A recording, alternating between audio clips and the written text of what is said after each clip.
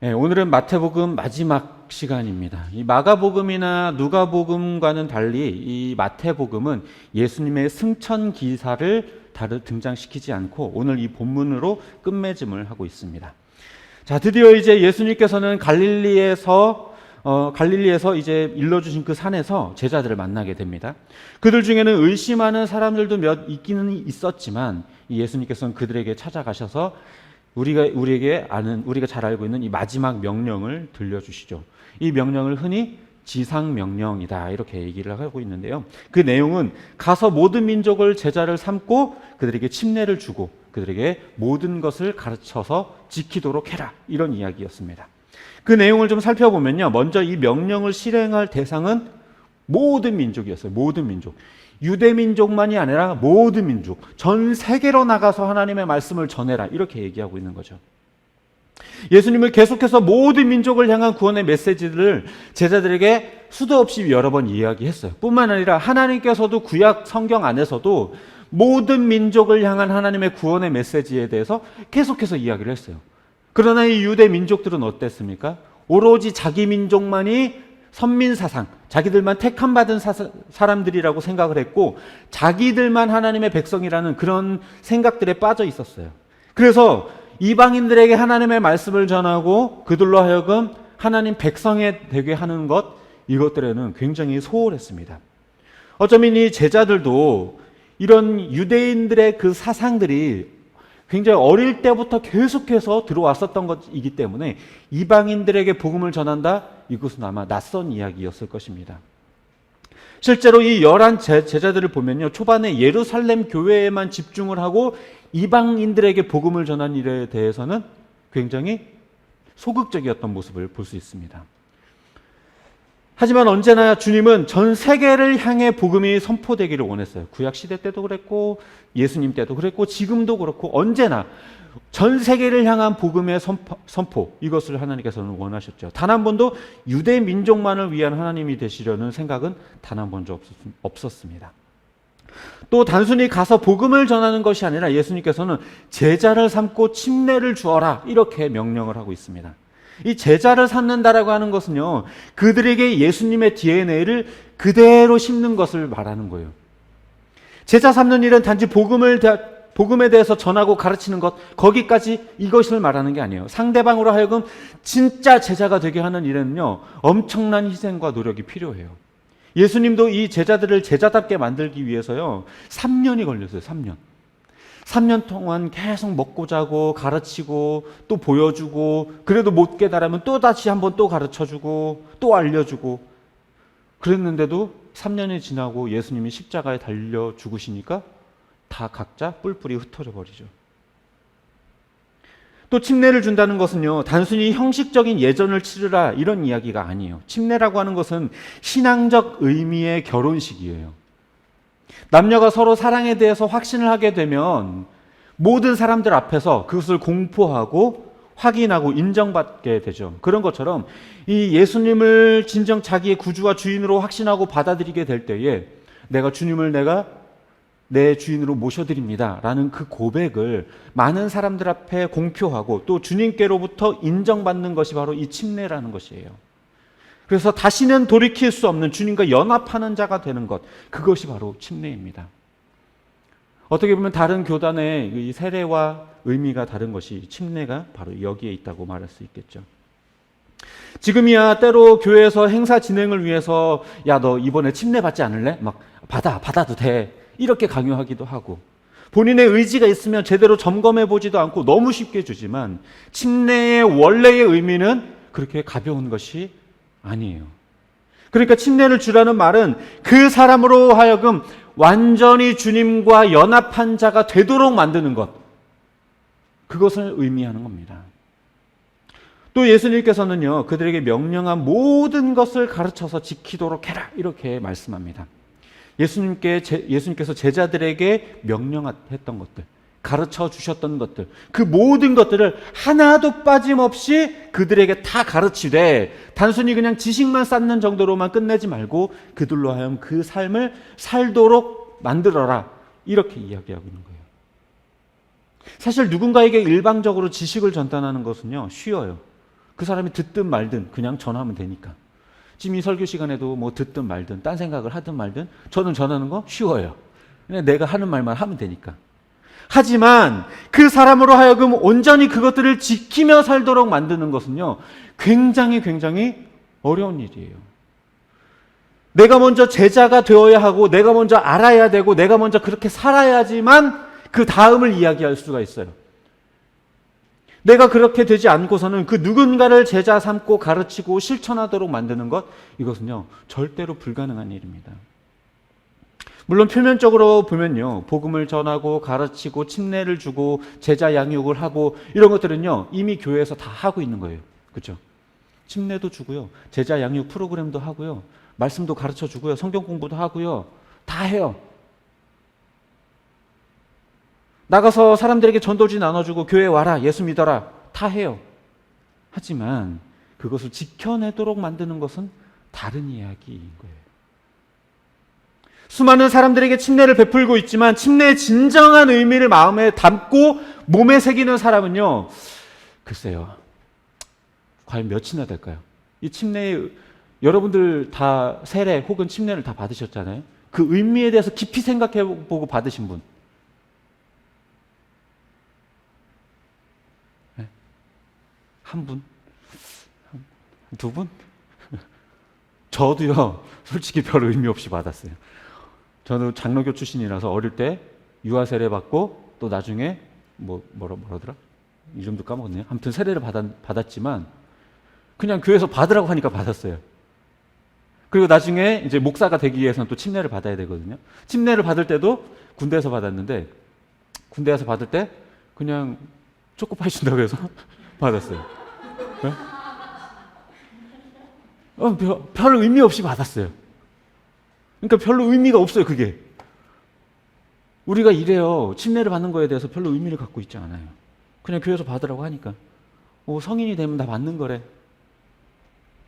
제자 양육 프로그램 몇 단계를 걸쳐서 진행을 하지만 그걸 다 이수했다고 제자가 되는 거 아니에요. 우리들도요, 다 뭔가 그 각 교회에서 진행하는 프로그램들, 지도자 코스 아마 다들 받아보셨을 거예요. 그걸 다 받으면 교회에서 직분 받고 뭔가 사명을 감당하면서 일을 하죠. 교사 프로그램 다 해요. 그리고 집사 받고 장로 받고 되기 위해서는 또 교육을 또 해요. 하지만 그게 어떤 의미인지에 대해서는 그렇게 깊이 생각하지 않죠. 그리고 그렇게 했다고 해서 진짜 제자가 되는 것도 아니에요. 그래서 이 예수님의 이 명령은요, 진정한 그 의미를 살려내기가 그렇게나 어려운 거예요. 제자들은요, 결과적으로 따지면 이 모든 하나님의, 이 예수님의 명령들을 실천해냈죠. 그럼 이 실천해낼 수 있던 그 힘은 과연 어디로부터 왔을까요? 물론 첫째로는 그들이 진정한 의미에서 예수님의 제자가 먼저 되었기 때문에 이 일들을 실천해낼 수 있었을 거예요. 그것도 그거지만 그들은 명령에 앞서서 이 예수님이 하신 이 말씀 때문에 그렇게 해낼 수 있었을 것입니다. 이 예수님의 명령에 앞서서 예수님은 무슨 얘기를 하시냐면요, 내가 하늘과 땅의 모든 권세를 받았다라고 이야기를 하고 계시죠. 이 말씀은 곧 내가 하나님의 아들 메시아다, 이렇게 이야기하시는 거예요. 하늘과 땅의 권세를 가지신 분은 오직 하나님이신데 그가 나에게 모든 권세를 주셨다. 즉 내가 바로 하나님이 보내신 메시아이며 하나님과 동등한 분이며 내가 그의 아들이다, 이렇게 말씀하고 있는 거죠. 아마도 제자들은 이 말씀을 듣고 예수님이 어떠한 분이신가에 대해서 다시 한 번 더 생각하게 되었을 거예요. 예수님이 십자가에 달려 죽으신 이후에 예수님에 대한 그 신뢰와 믿음을 다 저버린 채 이미 다 끝났다라고 생각하고 흩어졌었던 그 제자들이 이 말씀을 듣는 순간 이분이 진짜 메시아구나, 이분이 진짜 하나님의 아들이구나, 십자가에 달려 죽어서 끝난 줄만 알았는데, 그냥 사람인 줄 알았는데 아니구나, 이분이 진짜 하나님과 동등한 분이구나라는 것을 그 순간 아마 깨달았을 거예요. 또 예수님은 이 명령 후에도 뭐라고 말씀하시냐면 내가 세상 끝날까지 너희와 항상 함께 하겠다, 이렇게 얘기를 해주셨어요. 이 말은 곧 내가 너희들이 어디에 있든지 무엇을 하든지 항상 언제나 함께 해주겠다, 이렇게 얘기를 하는 거죠. 죽었던 예수님이 다시 살아나서 이 말씀을 하시는데 어떻게 믿음이 안 가겠어요? 모든 걸 포기하고 돌아갔던 그 제자들, 이제 자기 인생은 끝이라고 생각했었던 그 순간에 주를 만난 제자들이 예수님께 이런 말씀을 들으니 아마도 엄청난 힘이 생겼을 거예요. 못 믿어온 인간의 약속도 아니고 파기되거나 취소되지 않는 하나님의 약속이기 때문에 그들은 그 엄청난 힘을 이 말씀 속에서 얻게 되었을 것입니다. 그러니까 정리해보면 예수님은 그들에게 실현하기 어려운 그 명령들을 내리신 것은 맞지만 그들이 그것들을 실천할 수 있는 힘은 자기들의 결단과 의지 이런 것들이 아니었고,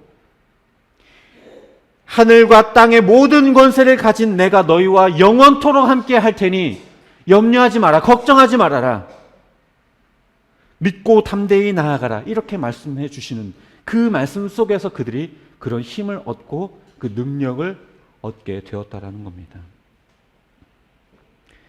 말씀을 정리합니다. 예수님께서 제자들에게 명령하신 이 말씀들은 지금 우리에게도 유효합니다. 주를 믿는다는 건 단순히 교회 다니고 천국 입장권 따내는 것, 그게 아니고요. 주를 믿는다는 건 예수를 영접하고 그의 가르침을 모조리 받아들이고 그렇게 살기로, 그리고 그의 제자가 되는 것, 그것을 의미하는 거예요. 따라서 주를 믿는다면 내가 먼저 그분의 온전한 제자가 되어야 되고 이 명령들을 실천해야만 해요. 하지만 이 명령은 우리의 힘과 지식으로 할 수 있는 게 아니라 오직 주님에 대한 믿음과 그 약속에 대한 그 믿음이 있어야만 해요. 우리를 구원하여 제자로 삼아주시고 불러주신 주님의 그 은혜를 깨닫고 그 말씀을 깨닫고 우리를 향한 그 약속의 그 말씀에 대해서 우리가 믿음을 가져야만 이것이 가능한 일입니다. 하지만 이것이 말이 쉽지 막상 세상 살다 보면요 쉽지 않아요. 솔직히 그렇잖아요. 여러 번 세상 일을 경험하다 보면 더 쉽고 빠른 길을 선택하지 바른 길을 택하지 않아요. 하나님이 주신 그 사명은 희미해지고 자꾸 순서에서 뒤로 밀리고 당장 나에게 필요한 것, 내가 원하는 것을 위해서 살지 절대로 그 뜻대로 살지 않습니다. 먹고 살기도 바빠 죽겠는데 주일에 예배 드리고 설교 들으면 됐지, 그 이상의 삶은 나에게 과하다, 이렇게 생각하죠. 물론 그렇다고 해서 이 말이 하던 일을 다 내팽개치고 가족들 뿌리치고 길거리로 나가서 아무것도 하지 말고 오직 하나님의 말씀만 전해라, 이런 얘기를 하는 건 절대로 아니에요. 게다가 사명이라고 하는 것은요 목사가 되고 선교사가 되고 이런 것들만 의미하는 게 아니에요. 부모로서, 직장인으로서, 성도로서 지금 내 자리에서 할 수 있는 것, 그 일이 바로 하나님이 내게 맡겨주신 사명이고 직분인 거예요. 그리고 그것을 위해서 주 뜻대로 사는 것, 그게 진정한 제자의 모습인 거예요. 돈을 위해서 살지 않고 내 목적을 위해서 살지 않고 오직 하나님의 뜻을 위해서 내 모든 삶을 살아내는 것, 그것이 우리에게 하나님이 맡겨주신 사명인 것입니다. 그럼 이것들을 어떻게 실천해낼 것인가? 바로 하나님이 우리에게 주신 약속의 말씀들이에요. 사는 게 바빠서 살다 보면 하나님이 처음 여러분들을 부르셨을 때 주셨던 약속의 말씀들을 아마 잊어버리고 살지 몰라요. 저도 돌이켜보면 하나님이 저를 부르실 때, 목회자로 부르실 때 주셨던 그 말씀들에 대해서 매일매일 묵상하고 또 떠올리고 생각하기보다는 사실 희미해지고 기억의 저 깊은 상자 속에 넣어두고는, 서랍 속에 넣어두고는 꺼내보지 않는 것 같아요. 우리가 여행을 다녀오면 어때요? 굉장히 많은 사진을 찍어요. 핸드폰으로 찍고 카메라로 찍고 그런 다음에 어떻게 합니까? 네, 서랍 속에 넣어두고 안 보죠. 안 봐요. 그러다가 한 수년이 지난 다음에 한번 꺼내놓으면 그때 그랬지. 하나님이 여러분들에게 주셨던 그 약속의 말씀들에 대해서도 지금 그러고 있지 않나요? 기억의 저편 속에 넣어두고서는 그땐 그랬지. 그때 참 좋았는데. 그때 참 뜨거웠는데. 그때 참 순수했는데.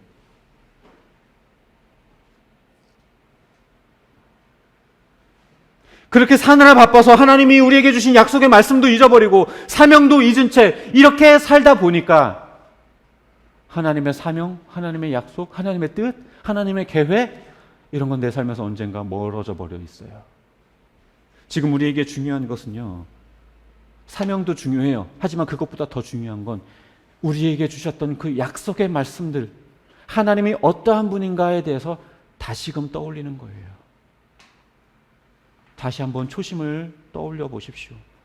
저와 여러분들을 부르셨던 그때에 우리에게 주셨던 그 뜨거운 마음들, 그 말씀들, 그 약속의 말씀들 다시 떠올리면서, 아 그래, 하나님이 내게 주셨던 사명이 이거였고 하나님이 내게 품게 하셨던 이 마음이 그거였지, 다시 떠올리면서 그 약속의 말씀을 붙잡고 남은 인생을 살아가는 저와 여러분이 되시기를 주님의 이름으로 축복합니다.